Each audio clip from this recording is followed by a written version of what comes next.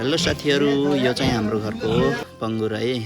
यो आज काट्ने बङ्गुर साउन्ने संक्रान्ति मनाउनको लागि हाम्रो घर आज यो बङ्गुर काट्दै हुनुहुन्छ। बङ्गुरको मासु कोलाई मनपर्छ खाने भए आउनु होला। ल काट्नको लागि रेडी भइसकेको छ है। अब काट्दै हुनुहुन्छ। ल काटेर सकियो। अब भुत्ल्याउँदै है। हाम्रो गाउँमा चाहिँ खरले पोलेर यसरी भुत्ल्याइन्छ। अब तयारी हुँदैछ। यहाँ मासु काटेर राख्नको लागि केराको पात बिछाइँदैछ। देख्न सक्नुहुन्छ हाम्रो दाइले हेर्दै हुनुहुन्छ।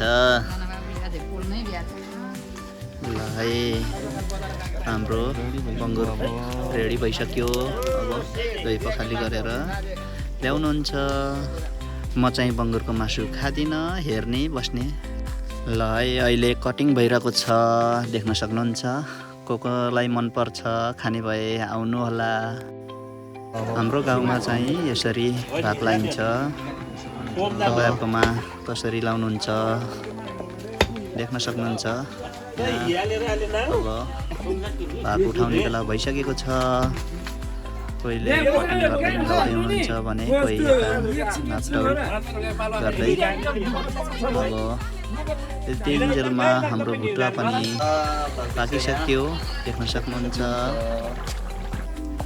ल है भुटुवा पाकेर भाका लिइसक्नुभयो। ल आजको लागि यति नै, धन्यवाद।